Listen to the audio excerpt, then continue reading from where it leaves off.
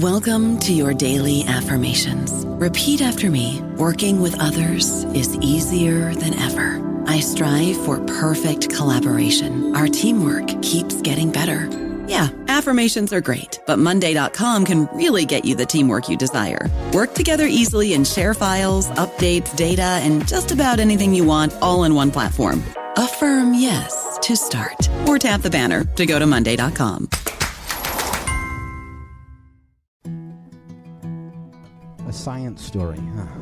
These NYU scientists, they felt right. I was so And I just thought, well, I had figured it out. It was that golden moment. Because science was on my side.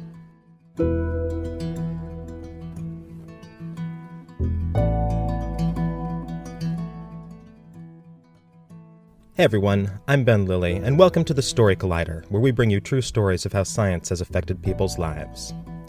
This week's story is from Madeline Huberth. The story was recorded in June 2012 at Live in Ann Arbor, Michigan.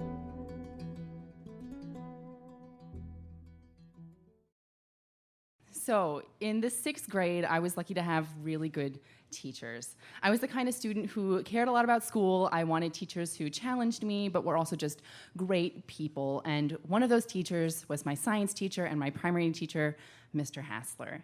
He was on the younger side with red hair and a way of getting along with the students that just surpassed every other teacher in the building. He was the kind of student, or the kind of teacher when the other students would ask you who your science teacher was, and you said Mr. Hassler, and they were like, "Man, that'd be so cool, and you're so lucky." And I was, and it was really cool. He taught me everything that he needed to teach me, like why the structure and properties of the atmosphere are important, but then he would also sit with me during a spare period and listen to Thomas Dolby's She Blinded Me with Science and talk about why it was and is such a great song.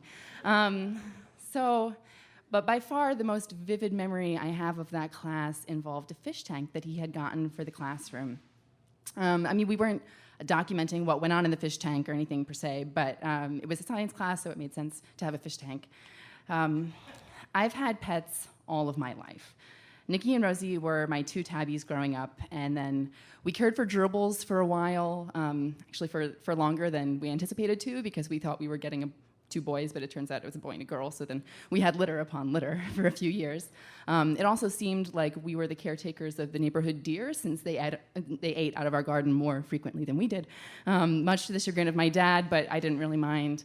And I grew up close to the water, too, so I would go fishing a bit, always catch and release, because that was humane in my mind. And I remember once in early elementary school, was the last time I fished, was when I couldn't get one of the sunfish that I was fishing for off of the hook, and it died on the dock. And and so then we had this fish tank in 6th grade, and I had some stock in what was going on in it. In it were a few smaller fish whose type I can't exactly remember, a couple turtles, and a goldfish. Now, this goldfish stood out because it was abnormally large, almost the size of my fist at the time, so think like sumo wrestler of goldfish. My best friend and I, her name was Kate, we decided to name it. And she had recently seen the movie Dumb and Dumber, and you've probably seen it, but in case you haven't, there's this scene where Jim Carrey and Jeff Daniels are in the car, and they have this passenger in the back, and the passenger is like, "Well, let's put on the radio." And they're like, "No, man, let's just sing." And so they start singing this song, which you probably know, but it goes the mock, yeah, ing. And one goes, yeah, and the other goes, bird, yeah, yeah, yeah. So thus the fish was named Mockingbird. It was Kate's idea. She and I would chronicle sort of these daily happenings in this shared journal that we had. It was us and 2 other friends of ours from elementary school who were in different classes. We would write about things like the naming of Mockingbird, but then also times like, when John McHugh finally stops at my locker after class and how happy I am. How it would work would be that, say, like one of us would write an entry, and then we would pass it on to the next girl. She would read what the one girl wrote and respond and write a little bit about herself and pass it around. It was a great way for us to stay in touch. So I don't recall if we wrote about the naming of Mockingbird, but we would have written about what ended up happening in the fish tank. So my desk is in a pretty central location in the classroom, and I have a good view of the tank. So one day during an exam, I glance up and I see one of the turtles who's left his sort of rocky, dry area and gone under the water for a moment, heave up from the bottom of the tank and chonk on Mockingbird.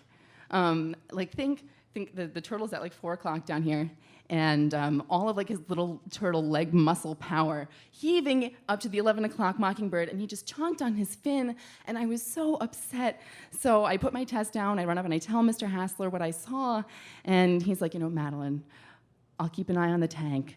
Go down, finish your test, focus on your exam, that's what's important. So I was like, okay, yeah. So I went and I tried to finish my test, and of course I was always looking at the tank because that was where my mind was. And over the course of the next few days, it didn't seem like Mr. Hassler was keeping an eye on the tank at all. And as Mockingbird's fins grew more tattered, I was getting more distressed. And I tried to, I was brainstorming solutions. I said, why don't we put some mesh between where Mockingbird is and where the turtles are, because these are now the most evil turtles in the world, in my mind. And, or we could have a separate bowl, and put Mockingbird in the bowl so we can, swim and be happy over here. And Mr. Hassler resisted. He was like, let's just keep the tank as is. This is nature. And so I was like, okay. All of these feelings of control that you don't have as a 6th grader at all, like just spiraled. I felt like I didn't have control of anything, and I wanted something assured. And what did I have? I had my friends, and so I wrote a really simple journal entry in our slam book where I just traced over 4 lines of the wide rule. And I wrote this statement above that said, sign below if we're going to be best friends forever. And because best friends forever is like, it's big in 6th grade. You want that forever. And I signed my name to the top line, and I give it away to one of the girls in the other class. I wait a couple days, and Kate gives it back to me, and I flip to the page because I'm so excited. I'm going to see these signatures, and the lines were blank.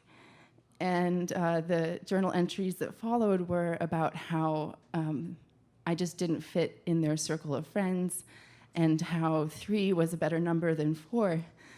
And I felt like I wasn't good enough to be friends with them, that I wasn't good enough to be friends with anybody, really, and that I had brought this upon myself for trying to make them do something that they didn't want to do. So the weekend passes, and I come in the next Monday, and I check on the status of the tank, and all I see are like the floating remains of Mockingbird. And I cried because, I cry, and I just didn't understand why Mr. Hassler couldn't change the tank while he had a chance. Why couldn't someone, if they could control a situation and make a happy ending, choose not to do so? So when I knew I was going to be telling this story tonight, I emailed Mr. Hassler. And I jogged his memory. He remembered all of this. And I asked him what his rationale was. And he was very honest. He's like, well, first of all, the fish were meant to be food for the turtles. So that was number 1. And second of all, Mockingbird was just so big, he wanted to see if the turtles could finish it. So I appreciated his honesty. But at the same time, and I don't know what the best course of action was for what happened in the tank.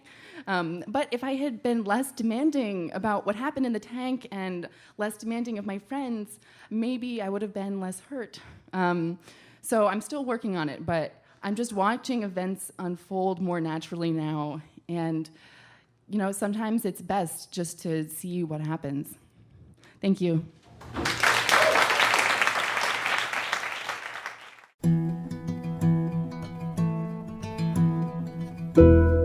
That was Madeline Huberth. A native New Yorker, Madeline has degrees in cello performance and interdisciplinary physics. She has played in orchestras and with rock bands, worked as a research scientist, and is currently working as a web app developer. For more science stories, take a look at storycollider.org, where we have our magazine, archives of the podcast, and upcoming events. The Story Collider is produced by me, Brian Wecht, and Aaron Barker. The podcast is produced by Rose Eveleth. Additional help from Brooke Williams, Lena Groger, Josh McCall, Raphael Benin, and Sarah Amandalar. The theme music is by Ghost. Special thanks to Live for hosting the show, to the Ann Arbor District Library for helping produce it, and to Ireland for raining on me while I was gone. Thanks for listening.